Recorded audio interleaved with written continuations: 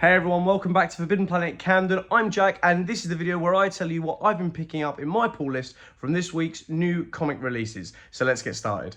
So, kicking us off is something that should have been in last week's pull list video, but we were waiting on it to come into the store here at FP Camden before we shout from the rooftops that it has arrived. Some of you will know what this is already. Some of you in the know. And if you're not in the know, you're about to be.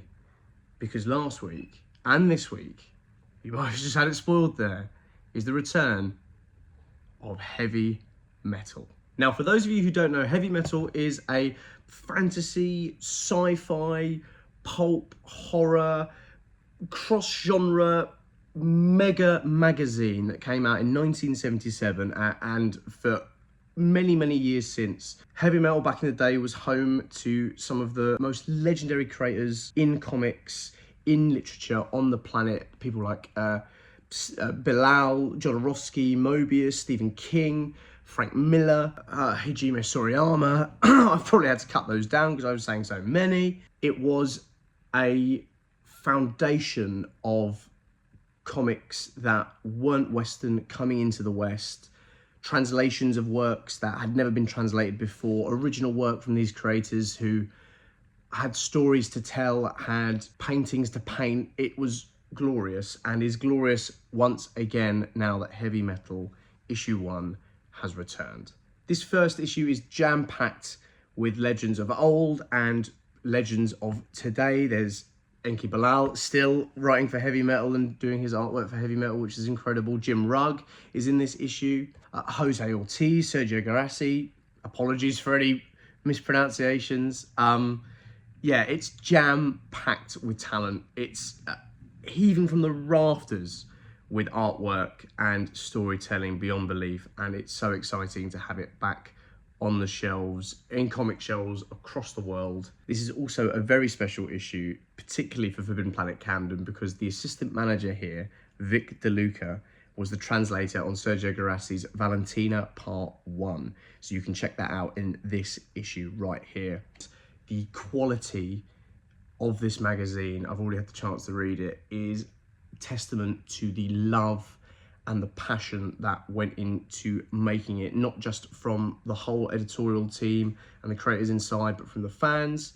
I was part of the Kickstarter as well, so a lot of our friends, over £500,000 raised to get this in print, which is just an impressive feat for comics, that there is demand for this sort of work. It is important, it is special, and it's special enough to get it back on the shelves with a variety of covers. These are just two of the plethora of artists, Frank Frazetta obviously, who have also a big heavy metal contributor. I'm rambling, I love it so much. It's so cool. Come in store, pick up a copy. It's great. Right, now that I can finish gushing about heavy metal, I can start gushing about what I'm picking up off the shelf this week. We'll kick off with the ongoings that I'm picking up. Resurrection Man, Quantum Karma, issue 2. We were lucky enough to have Ranvi join us for a signing at the grand opening of FP Camden, where I picked up the first issue, which I really enjoyed. I've not read much Resurrection Man before. For those of you who don't know, his power system is that essentially he gets powers based off of the way he dies, and he gets resurrected. And the hook for this series is, what if he has led a long and happy life and is taken by time? I'm a huge Ranvi fan, and Felipe Andrade has done this beautiful variant cover, so there was no way I wasn't picking this up this week, and I can't wait to see where the rest of the series goes. Now, a title you're going to see every 2 weeks on my pull list as it stands is Amazing Spider-Man. Joe Kelly, I'm really enjoying it. I can't say this enough. I am not always there with what's going on. I missed bits of the previous run, so there's a couple of gaps in my knowledge that are being filled with every issue, which I quite like. I quite like that it's drip feeding me information that a lot of people might already know as if it was brand new. So there's a lot of mystery in there and a lot of great reveals. And I had to pick up this variant cover, Alex Maleev. This is really quite lovely. You can even see the it's all painted, and you can see like the imprint of the canvas from the scan. It's just beautiful. There's only one issue 1 I'm picking up this week, which makes a nice change. Of course, it's a variant. Star Wars issue 1. This new series will be set after the events of Return of the Jedi, which is my favourite Star Wars film. I'm not going to sit here and say it's the best, but it is my favourite and I do love it very dearly. So this is a great chance for me to see what these teams are going to be doing with my favourite film, how it's going to unravel on its way to The Force Awakens. There's a massive gap between Return and The Force Awakens, so it's interesting and a lot of room to play within. So I'm keen to see where they take it, and I will be doing my best to keep up with it as much as I possibly can. And Gabriel Delotto did this fantastic Jedi Knight Luke Skywalker cover. So yeah, I'm picking this up this week as well. And then last but by no means least, I'm also a very big manga reader. I haven't spoken about it too much. Obviously, I was talking about Magina Into the Deep last week or the week before, but I've been really behind on picking up manga volumes for series that I'm collecting. And this week, along with my regular volumes, we also received something we've been waiting a long time for. So kicking off with that, they were 11. Now, this is my first interaction with Motohijio as a mangaka. I know they're very famous for famous is an understatement. They were a pioneer in the shoujo manga genre. But this sci-fi just looks incredible. It looks funny. It looks epic. The artwork is gorgeous. There's some beautiful color pages in there that I'm showing up on the screen right now.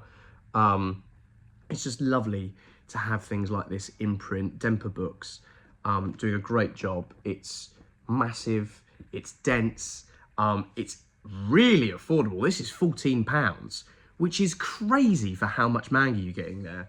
And when I saw it in the previews months and months ago, I knew I had to put my name down for it. Vic has as well. Obviously, Vic's huge into his manga and is great at pointing me in the right direction for new series for me to read.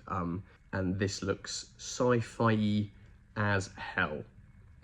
So yeah, really excited to dig into this week.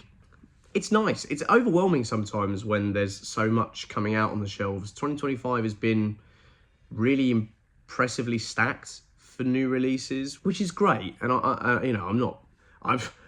please, whoever is making everything, don't stop. It's wonderful to be able to come into work and see so much quality on the shelves and to share that quality and to learn about new series that might have slipped past me because so much is coming out from you guys, from customers, from other staff members across the network. So it's really cool that we're in such a renaissance of great work, whether it's reprints or new creations.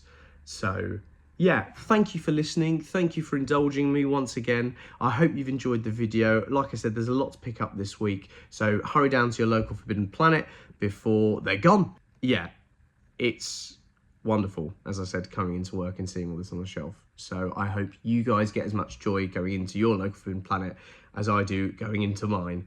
And I will see you next week for another video on what I'll be picking up then. Thanks so much for listening, everyone, and have a wonderful rest of your week.